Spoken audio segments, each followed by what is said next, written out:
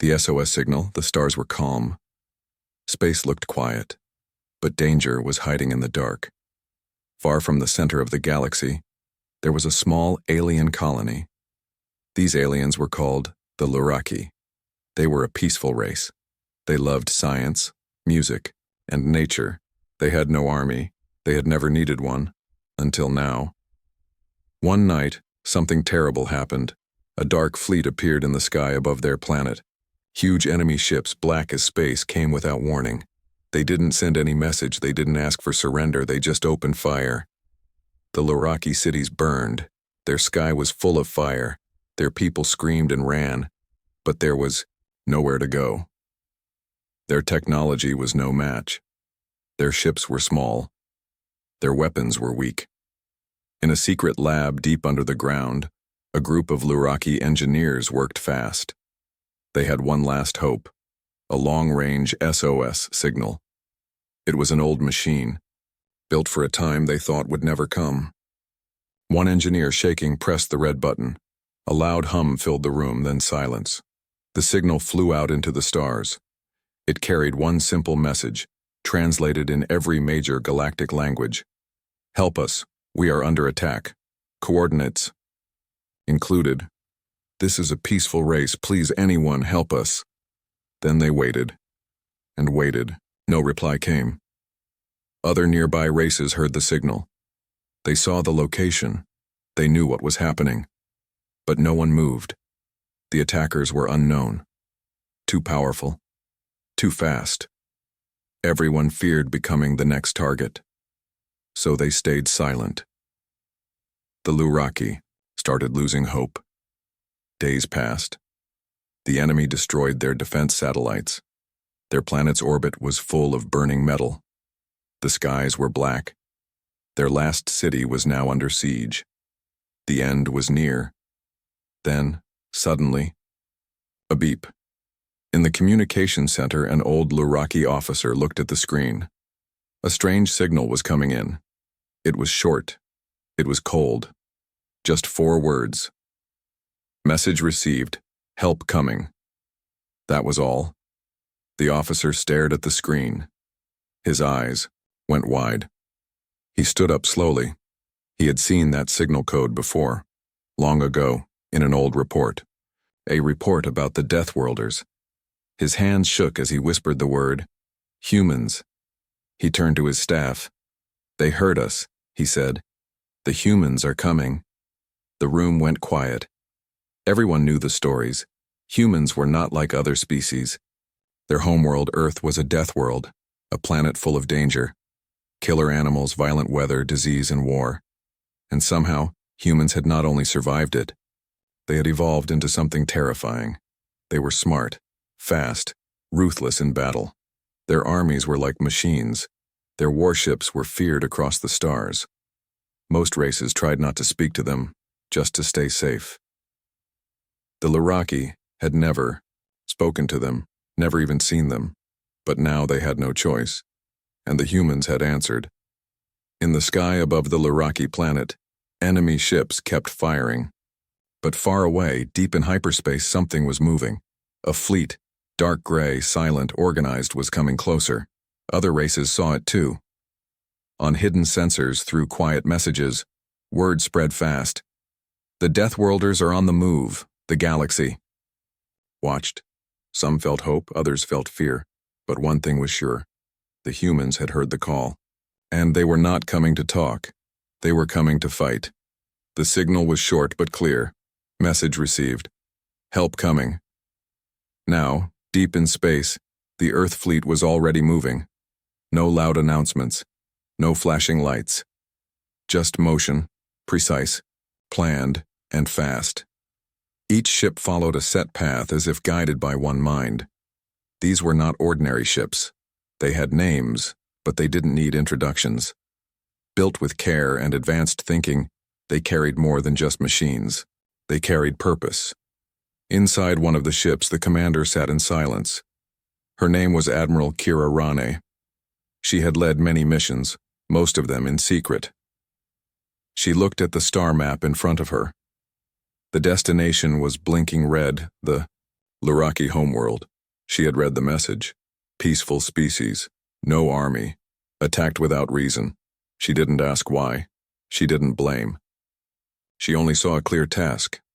Fleet is locked in, her second officer said. She gave a small nod. Keep speed. No delay. One by one, the ships jumped through hyperspace, crossing stars in moments. They stayed in perfect formation, quiet, like shadows moving across the sky. They did not send greetings. They did not request permission.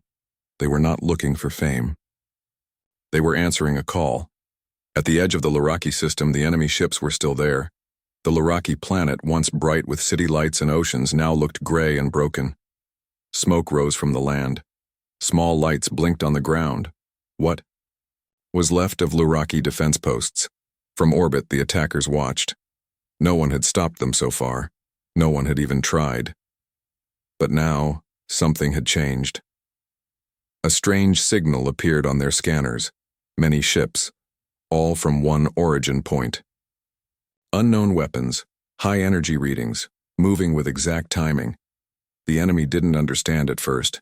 Then, they saw it. The sky around the Luraki planet shifted. Bright lights appeared like stars being born.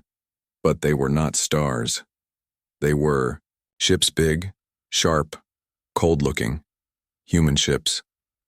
They didn't flash their lights. They didn't send messages. They didn't speak.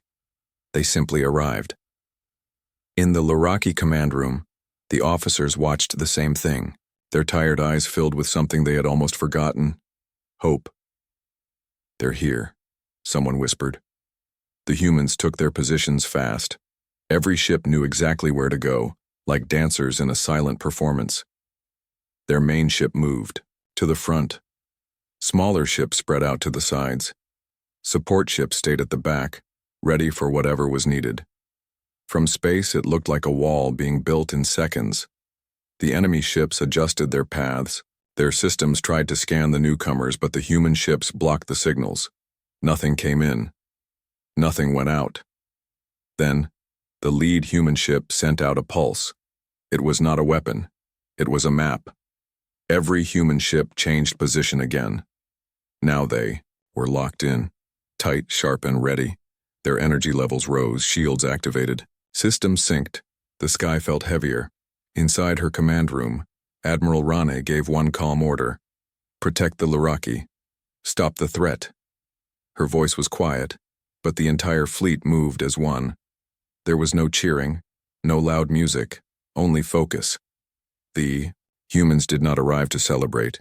They came because someone had asked for help, and when humans give help, they do not hold back. They do not ask for applause. They only do what needs to be done. Above the Luraki planet, a new balance had begun, and the galaxy was watching. The sky above the Luraki world had changed. What was once filled with fear and smoke was now filled with light and structure. The human ships moved like one body, each part perfectly in place. From the ground, Luraki survivors looked up and saw them, huge ships floating without sound. Their smooth gray sides reflected the fading sunlight. They didn't flash, they didn't blink. They simply watched. The enemy ships had stopped moving. They hovered in space, uncertain now. Their control systems scanned the new arrivals again and again, but nothing made sense. The energy patterns were strange, the movements too perfect, the formations too fast. No message came from the human fleet. No threats, no warnings, just quiet readiness. Inside the main human command ship, Admiral Rane stood before a large screen. It showed a live map of the battlefield. Red lights marked the unknown ships. Blue dots showed the human positions. At the center, the Luraki planet pulsed a soft yellow. She placed a hand on the panel. "Begin the pattern," she said. Her officers didn't ask questions. They understood. The human ships began to move again, but not forward. They moved around the enemy fleet, forming a curve, then a line, then a circle, an A. The enemy was surrounded without a single blast. Still, the enemy said nothing. They stayed still, watching, waiting. The Luraki couldn't believe what they were seeing. No one had ever stopped the attackers before. Not like this. Their last communication. Officer recorded everything. "This is history," he whispered. On the other side of the system, quiet satellites belonging to other alien races captured the images too. They sent the information back to their homeworlds. Messages flashed across hidden networks. The humans arrived. They didn't ask, they just acted. The attackers have stopped moving. Back inside the command ship, Admiral Rane received a signal from one of the smaller scout vessels. It was simple. One of the enemy ships had powered down part of its engines. A possible retreat signal. She gave a short command. "Track, don't follow." The human ships responded instantly. One by one, they adjusted their paths, keeping the shape of the formation tight. No space was left open. No ship moved alone. In space, this kind of control was rare. Most fleets relied on constant talking, fast decisions, and lucky chances. But the human fleet had practiced for years in silence. They had studied motion like music. Every step, every pause, had meaning. It showed now. The enemy, once full of confidence, now looked unsure. They moved slightly, testing the edge of the human wall, but the humans adjusted immediately, closing any gap, always one step ahead. Then something happened that surprised everyone. A small ship from the human fleet broke formation. It flew slowly toward the Luraki planet. Not fast, not in a straight line, but carefully, like someone walking through a quiet room. It stopped above the planet and released several small objects. These were not weapons. They were relief modules, filled with supplies, food, and medical equipment. Soft lights blinked on each module as they dropped gently through the atmosphere. On the ground, Luraki rescue teams rushed to meet them. Their eyes filled with emotion. For the first time in many days, they had help, not just in space but on the surface. The human fleet had not come only to stop the attack. They had come to support, to protect, and to provide. The enemy didn't know what to do. Their scanners saw the relief modules, saw no weapons inside, and still, they could not understand. Who were these humans? Why did they move so calmly, so quickly, so together? No one knew the full answer. But in every part of the galaxy where this message spread, one truth became clear. When humans say they will help, they don't just arrive. They change the entire sky. Above the quiet planet, the air had changed. Even in space where there is no wind or sound, something invisible moved. A shift in presence, a quiet force that couldn't be seen but could be felt. The human fleet now surrounded the unknown ships completely. Every angle was covered, every escape path blocked. And yet, not a single human ship had made a loud move. It was all measured, smooth, and exact. Admiral Rane stood at the center of the control deck, still and watchful. Her eyes stayed on the main screen, where every dot of movement was recorded. She saw the enemy trying small shifts, testing small paths. They were careful now, cautious. The Admiral pressed her palm to a scanner. A quiet sound confirmed the bow. Activation of the next phase. No one in her team needed to speak. They had practiced for this moment many times. The action that followed was like a slow-moving wave, perfect, planned, without a single word spoken. Human drones, small, silver, and almost silent, left the sides of the larger ships. They floated forward toward the enemy formation. Not in a hurry, not to show power, just to observe. Each drone sent back real-time data. They moved close, scanning the surface of the unknown ships. No aggressive action was taken, just scanning, just watching. Inside the enemy ships, the tension grew. Their systems detected the drones but could not block them. The drones were too fast and too smart. They danced between sensor ranges and returned. Before any counter could be made, the humans still did not speak. That silence became louder than any warning. It said, "We see everything." From the planet's surface, the Luraki watched in wonder. Their people were safe, for now. Medical tents had been built around the supply modules. Human-designed machines helped their doctors clean water, restore energy, and scan the injured. Even though no human had landed, their presence was everywhere. One young Luraki technician stared up at the sky.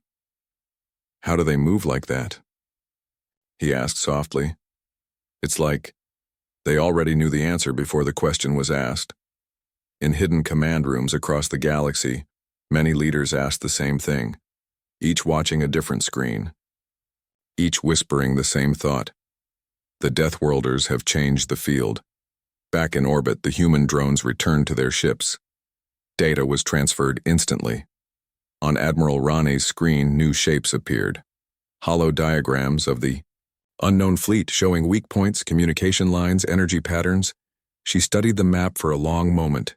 Then she looked at her officers. "No more moves," she said calmly. "Let them decide." So the humans waited. The enemy ships stayed still. Some powered down. Others turned ever so slightly away. Not all, but enough to show uncertainty. It was as if the unknown commanders were rethinking everything. The silence continued. Then, something unexpected happened. A single signal left one of the unknown ships, not aimed at the humans, but at the Luraki. A message, short and unreadable.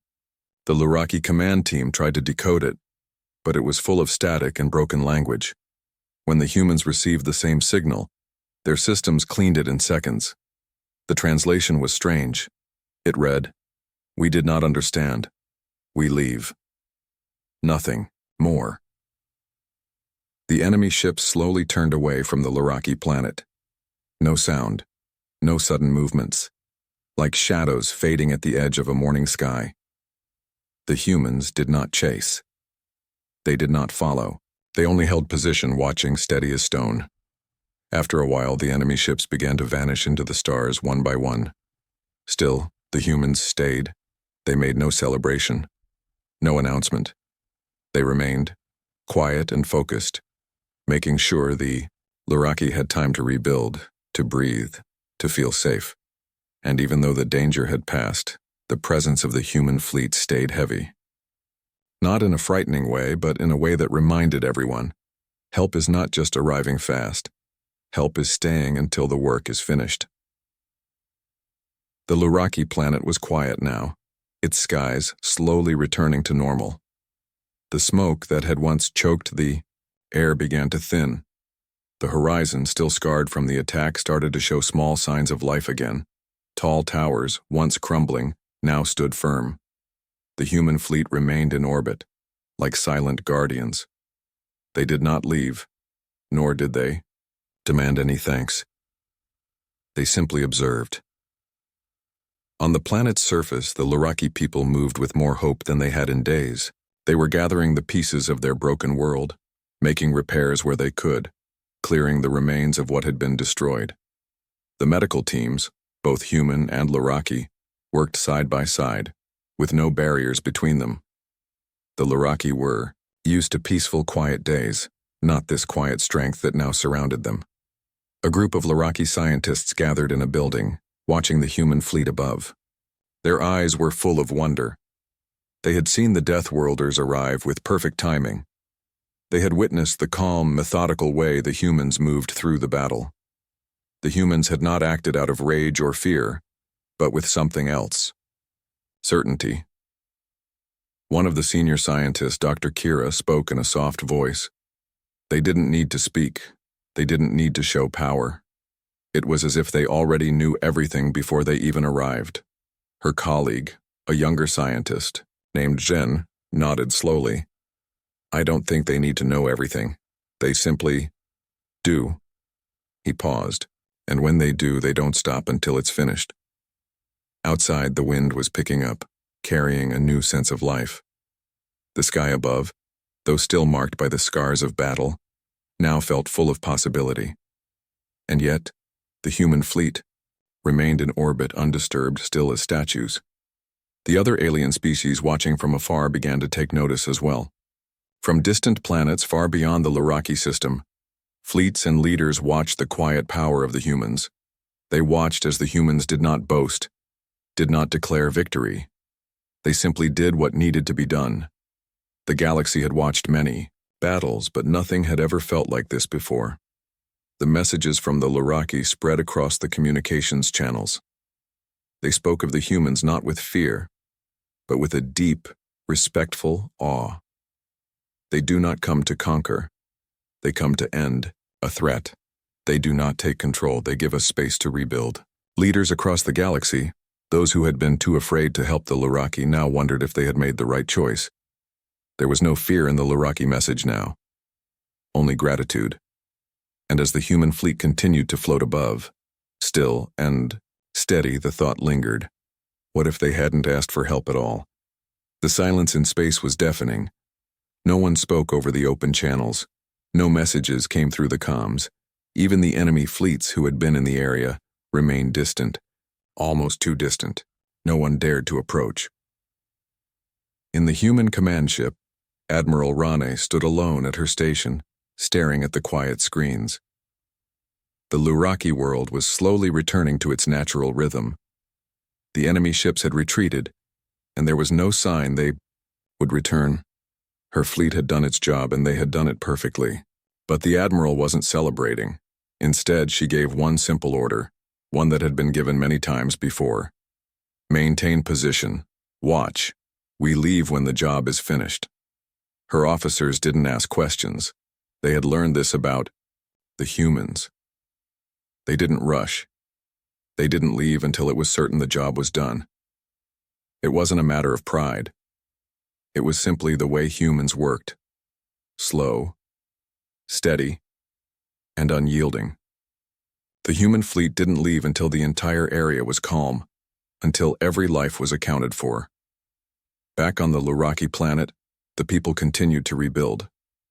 The sound of hammers and tools filled the air, but there was a new rhythm to the sounds. Now, hope was beginning to grow. The Luraki knew they were safe, and they knew the humans above them weren't going anywhere until it was certain. In the days that followed, the communication between the Luraki and the humans grew. There was a quiet understanding. The Luraki offered thanks, gifts, and new knowledge, but they never asked for anything. They had learned something important, that true strength didn't come from showing power, but from sharing it when needed. The humans didn't take the gifts. They didn't speak of reward or thanks. They simply said one thing: next time we'll be here sooner. And with that, the silence returned. The humans did not leave right away. They stayed, watching over the Luraki world as it healed, a calm presence in the distance, making sure no one would disrupt the fragile peace that had been restored. The galaxy had seen many great powers rise and fall, but in this quiet corner of space, the Deathworlders had done something no one had expected. They had made the galaxy feel safe once again. Days passed, and the stillness around the Luraki planet was almost peaceful. The skies, once filled with smoke and tension, now gleamed with the light of new beginnings. The humans had not left.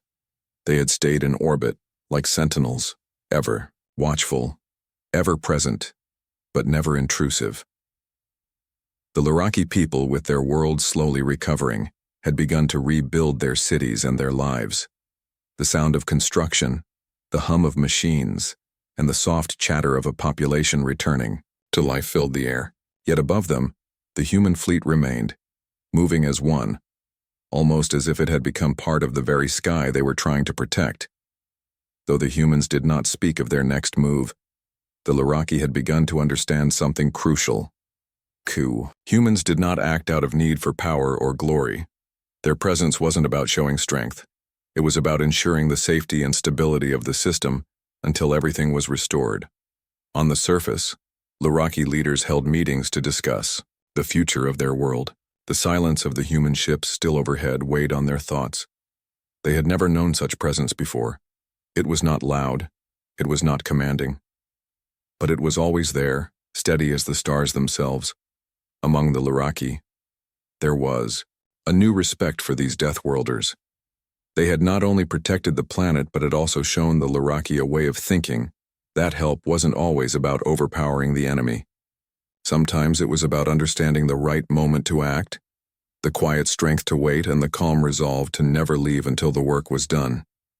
In the quiet command rooms of distant planets, the news about the humans spread.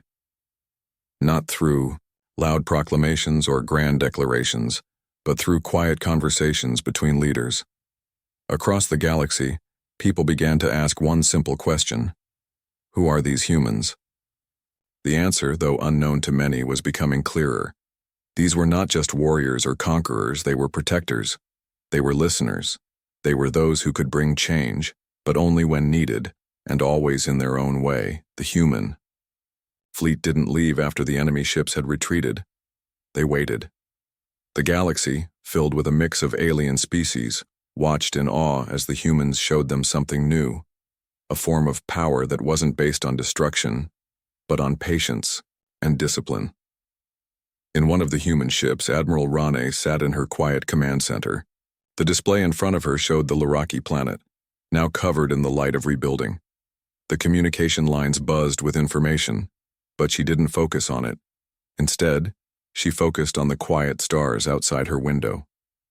Her second officer approached her. "Admiral, we have confirmation. The system is stable. The Laraki can manage on their own from here. The threat is gone." Admiral Rane didn't respond right away. She simply looked out at the distant horizon. "Not yet," she finally said, her voice calm and steady. "We leave when the time is right." It was a simple statement, a quiet one, but it held so much meaning. There was no rush. The human fleet had arrived in silence with a single purpose, and they would leave the same way, when everything was truly complete, when there was no need for their presence anymore. They didn't need to take credit. They didn't need to announce victory. Their mission was simple: ensure safety, ensure peace. And once that peace was secure, they would return to where they were needed next. But not before. In the Laraki capital, the people gathered in small groups to discuss their future. There was a new sense of unity, a quiet understanding that hadn't been there before. They no longer saw the humans as distant outsiders, but as allies, silent but steadfast. One of the elder leaders, a Laraki who had lived through many hardships, spoke to a gathering of the young ones. "When you speak of the Deathworlders, remember this. They did not arrive in force, they did not demand, they did not conquer. They simply helped us rebuild." He paused, looking at the faces of the next generation. The greatest power, sometimes, is the power to stand still, to be patient, to wait until the moment comes and then to act with certainty. The younger Laraki nodded, taking in the lesson. They knew now that true strength came not from loud speeches or grand gestures, but from quiet action. The humans had taught them that, and so the galaxy began to shift. Slowly, quietly. The other species, who had once thought of the humans as unpredictable, aggressive, or too dangerous, began to reconsider their views. They watched the humans, not with fear, but with something else. A deep, respectful curiosity. What would they do next? No one knew. But they all knew one thing for certain. The Deathworlders were a force of change, but they were not a force that demanded attention. They were a force that acted when it mattered most. And that, in a universe full of chaos, was a rare and valuable thing.